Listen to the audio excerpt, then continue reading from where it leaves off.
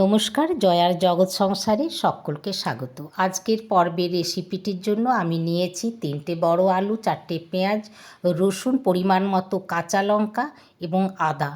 আর নিয়েছি জিরে, সাজিরে, ধনে, গোলমরিচ আর গরম মশলা। আমি প্রত্যেকটা মশলাকেও পিষে নেব। দেখুন, এগুলো নিয়েছি। প্রথমে শিলনোড়ার মধ্যে জিরে, ধনে সব কিছু আমি পেস্ট করে নিলাম। আর মিক্সির মধ্যে আমি পেস্ট করে নিলাম কাঁচা লঙ্কা আর আদা রসুন পেস্ট আমি করে নিলাম।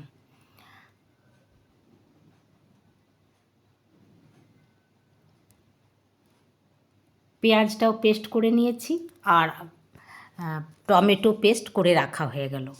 আর দই 4 চামচ দই এইভাবে সুন্দরভাবে ফেটিয়ে রেখে দিলাম। হ্যাঁ, ঠিক ধরেছেন, মটনে আমি প্রথমে একটু লবণ দিয়ে দিলাম, হলুদ দেওয়া হলো। আর প্রত্যেকটা যেমন মশলা কাঁচা লঙ্কা, রসুন, আদা, জিরে যে বাটা সেটা কিন্তু হাফ দিয়ে দিলাম, হাফ রেখে দিলাম। একটু সর্ষের তেল দিয়ে দিলাম আর ফেটানো দইটা সব কিছু দিয়ে 2 ঘন্টার মতো এটা ঢাকা দিয়ে রেখে দেবো, যেটাকে বলে ম্যারিনেট করে রেখে দেওয়া, অর্থাৎ ভালো করে মেখে ঢাকা দিয়ে রেখে দিলাম। যত বেশি টাইম ম্যারিনেট করে রাখা যাবে ততই কিন্তু স্বাদটা বাড়বে, তবে কমসে কম 2 ঘন্টা রাখবেন। 2 ঘন্টার পর আমি ফিরে এলাম। আলুগুলো বেশ ভালো করে ভেজে নিতে হবে, কারণ আলু যদি ভালো ভাজা হয় তাহলে এগুলো গলে যাবে না। কড়াইয়ে সর্ষের তেল দিয়ে তার মধ্যে 2টো শুকনো লঙ্কা দিয়ে দিলাম আর গোটা জিরে ফোড়ন দিয়ে আর পেঁয়াজ পেস্টটা দিয়ে সবটা দিয়ে এভাবে নেড়ে নেওয়া হলো।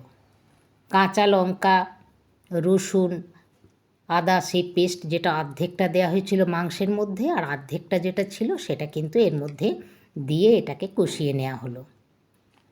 তারপরে ওই জিরে, ধনে, গরম মশলা সেটাও দিয়ে দেওয়া হলো। অর্ধেকটা দেওয়া হয়েছে মাংসের মধ্যে আর অর্ধেকটা ছিল সেটা এর মধ্যে দিয়ে দেওয়া হলো। যখন এটা শুকিয়ে যাবে তখন পিষে রাখা টমেটো সেটাও দিয়ে পরে এটাকে বেশ ভালো করে নাড়তে হবে। মশলাটা যত নাড়া যাবে তত কিন্তু খুব ভালো হবে টেস্ট। ওপর থেকে আবার লবণ দেওয়া হলো, কিছুটা লবণ তো মাংসর মধ্যে দেয়াই আছে, সেই কথা চিন্তা করে এখানে লবণটা দিতে হবে। এরপরে হলুদ আর রঙের জন্য কাশ্মীরি লাল লঙ্কার পাউডার দিয়ে দিলাম, কারণ যেহেতু কাঁচা লঙ্কা পেস্ট করেছি তাই রঙটা আনতে গেলে কাশ্মীরি লাল লঙ্কা অবশ্যই লাগবে। আর টমেটো আছে। দেখুন, একটুখানি জল দিয়ে এটা কিন্তু নেড়ে নিতে হবে। যখন একদম শুকনো হয়ে যাবে তখন একটুখানি সর্ষের তেল আর একটু লাগবে।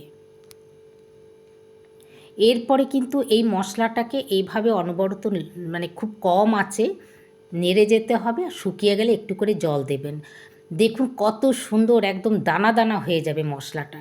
দেখছেন, রং চলে এসেছে, একদম দানা দানা হয়ে যাবে। আর একটু জল দিলাম, বারবার জল দিয়ে মশলাটাকে তৈরি করে নিতে হবে।